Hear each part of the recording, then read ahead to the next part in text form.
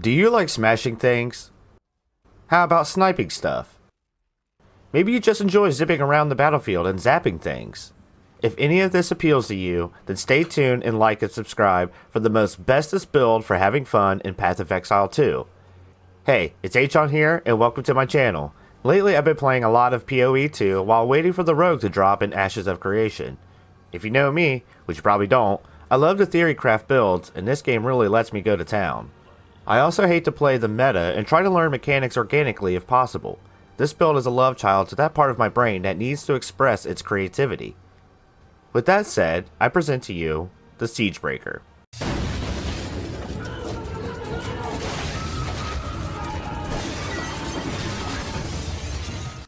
The Siegebreaker is an all-around merc gemling build that utilizes any and all skill gems to make a really visceral and methodical playstyle. Everything in this kit is designed to handle most situations as they arrive, and as you watch the footage, notice how tactics change on the fly when encountering different modifiers. This way of playing Path of Exile 2 keeps me sunk into the gameplay loop. Most builds I see are super juiced up 3-button builds that are neat, I'll admit, but not engaging. There are some cons that I need to hash out, like the rate at which I clear packs, especially when being overrun, but I'm hoping to hash that out the further I get into mapping.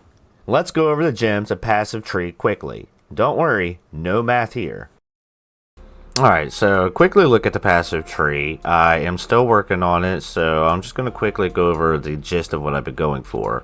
As you look, I kind of take all the critical nodes. A lot of the damage that I do is about getting these big crits off, and that way I can utilize any kind of weapon that does physical damage, at least to the best of my ability. There aren't really any spells that I use in this build other than utility spells, so that kind of gives you an idea of what the passive tree looks like. I've been working with maces, like I said, critical hits, trying to get my strength as much as possible, because if you notice I use dual wield two-handed swords, so that's really nice as well.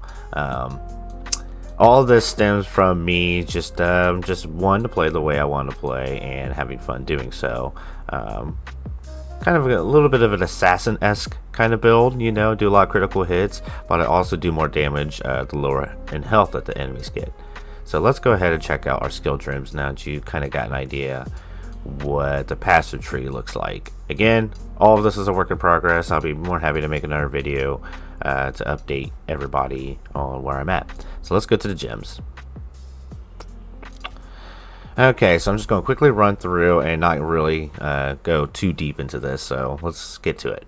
Crossbow shot I don't really use. Let's move on to mace strike. When enemies get close, I use my two-handed dual wielding hammers to smash everything to bits. That's really nice. Leap slam is kind of utilized as a healing and a gap closer. So if I got that annoying unit in the background, I try to slam to him and do damage. But if I'm also trying to face tank something, I like to slam in place with the Holy Descent in the consecrated ground. That working with the ice wall healing kind of gives me a decent life regeneration, and it's really nice. Lightning warp lets you zip around and call the low life enemies, and this stacks really well with another ability I'm about to show you to really clear out things that are in my face. Frost wall as well. This just helps separate the packs of mobs and gives me time to shoot my plasma blast, amongst other ways to use it. I teleport past it sometimes to kind of like confuse enemies and get them off my tail. It's really nice. You'll see that in the gameplay. Plasma blast, I just like the huge blast, man. It's just really cool. Same thing with the dual wielding two-handers. I just want to do big damage and blast people's face off, so that's what that's for. Blinking was a necessary evil to have. As I'm getting further into the harder content, sometimes I just can't face tank everything and I need to get the hell out of there, so this is really nice for just doing that. Shock burst rounds, this is what I was talking about with the lightning warp. See, lightning warp leaves an AoE shock field, and that's where the shock burst rounds come and help when clearing out monsters that are really in my face. They just AoE everything down real fast. The setup is annoying because I have to get off that call strike to set the field down, but once it's down, I can usually blast things for a while. The Herald of Ash is a little extra AoE damage. Hammer of Gods, a big hit. I'm going for big crits, big hits, and just killing these things as quick as possible. Mana Tempest is not supposed to be here. That was experimenting with that. I am going to put back my Stampede. That is what I was using as well with Blink to kind of get myself out of situations. It also helps me kind of kite things around, do some damage while I try to get that Calling Strike off.